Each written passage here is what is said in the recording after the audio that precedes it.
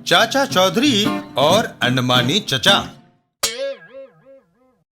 एक दिन चाचा चौधरी के घर पर। जी, एक बात पूछूं? पूछो। सब लोगों के रिश्तेदार आते जाते हैं, या तुम्हारा कोई रिश्तेदार नहीं?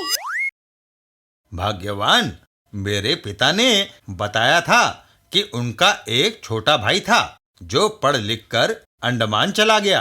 तब मैं बहुत छोटा था। मेरे चचा अंडमान से लौटकर कभी नहीं आए। पर तुम क्यों फिक्र करती हो? अपना साबू जो है वही हमारा दोस्त है, वही रिश्तेदार। इतना कहकर चाचा चौधरी घर से बाहर चल देते हैं। अच्छा भागवान, मैं जरा बाहर चहलकदमी करके आता हूँ। घर की पिछली दीवार पर। खब्बू, कुछ सुना तुमने? यहाँ से माल हमारे हाथ लग सकता है। कैसे झब्बू? चाचा चौधरी ने अपने चिचा को कभी नहीं देखा। अगर मैं उसका चिचा बन के चला जाऊं और उससे रुपया मांगू तो क्या वो अपने रिश्तेदार को धन देने से इनकार करेगा? कभी नहीं। झब्बू घर के अंदर घुस जाता है। बहू, कहो कैसी हो? माफ कीजिए, मैंने आपको पहचाना नहीं। मैं तुम्हारे पति का अंडमानी चचा हूँ। मुझे अपने प्यारे भतीजे की याद आई तो सैकड़ों मीलों का रास्ता तय करके हम मिलने चला आया। तभी चाचा चौधरी वहाँ आते हैं। जानते हो जी, आज का दिन कितना शुभ है। देखो, तुम्हारे अंडमान वाले चचा जान विराजमान हैं। चचा जान? भतीजे, तब तो इतना सा था जब मैं ये शहर छोड़कर चला गया था। कहिए, अंडमान कैसी जगह है? ऊंची गगनभेदी इमारतें, लंबे हाईवे, कारें, हवाई जहाज, सब कुछ है। पर समुद्र तट की कमी खलती है भतीजे। चचा जान, आपका कैसे आना हुआ? अब भतीजे, अब पुण्य के काम से आया हूँ।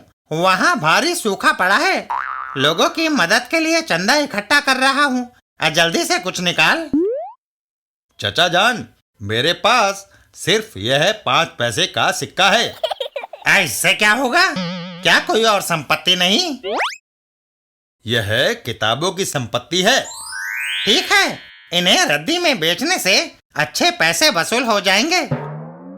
क्या पागल हो गए हो? इस ज्ञान के भंडार को रद्दी में बेचोगे? बेशक, तुम सबके चचा हो, लेकिन मत भूलो मैं तुम्हारा चचा हूँ। तुमने दान देने का वचन दिया है, मेरी आज्ञा माननी होगी। ठीक है, आप यहाँ रुकिए। मैं कोर्टयार्ड में किताबों का ढेर लगाता हूँ। और चाचा चौधरी कोर्टयार्ड में किताबों का ढेर लगाने लगते हैं। अभी अंदर कुछ और बचे हैं भतीजे, उन्हें भी ले आओ। तभी साबू वहाँ आता है। साबू, किताबों की यह गठरी चचा जान के पीठ पर रख दो। साबू गठरी को उठाता है। चचा जान, इस गठरी को ले जाने के लिए अगर कोई ठेला कर लेते तो बेहतर रहता। अब बेवकूफ, इतने पैसे इस रद्दी को बेचने के नहीं मिलेंगे जितना ठेले वाला भाड़ा ले लेगा। अब बकवास मत कर, इसे रख मेरी पीठ पर। और साबू वो थैला चचा जान की पीठ पर रख देता है। लो। और चचा जान उसके नीचे दब जाते हैं। आई, मर गया। सचमुच भारी गठरी है, उठाओ इसे। तब तक नहीं, जब तक तुम यह नहीं बताते कि तुम कौन हो। चचा जान, तुमने मेरा ज्ञानवर्धन किया यह बताकर कि अंडमान टापू का समुद्र तट नहीं है और जहां लगातार वर्षा होती है वहां सूखा पड़ा है। नहीं, अब मैं कभी अंडमान नहीं गया। मैं दिल्ली का झब्बू ठग हूँ। साबू गठरी को उठा लेता है। हाय, अब मेरी पीठ। और झब्बू कराहता हुआ वहां से चल देता है। अब मैं तुम्हें देख लूंगा चाचा चौधरी। झब्बू आ गए मुंह लटकाकर। उसके पास कुछ कीमती था ही नहीं, बस किताबें थी। चाचा चौधरी के कपड़े उतरवा लेते। साबू के कानों के कुंडल खाली सोना है, पर तुम्हारी अकल पर तो पत्थर पड़ गए।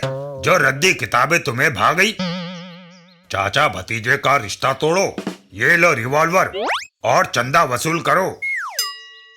इधर चाचा चौधरी और साबू, आओ साबू, कुछ काम बाकी रह गए हैं, उन्हें कराएं। रास्ते में अब मैं उन्हें अचानक घेर कर आश्चर्यचकित कर दूंगा। और फिर चौधरी, पहले तुमने मुझे बेवकूफ बना दिया, अब तुम्हारी एक नहीं चलेगी। चलो कपड़े उतारो। लंबो, तुम बेकानों के कुंडल उतारो। यह सुनते ही साबू को गुस्सा आ जाता है।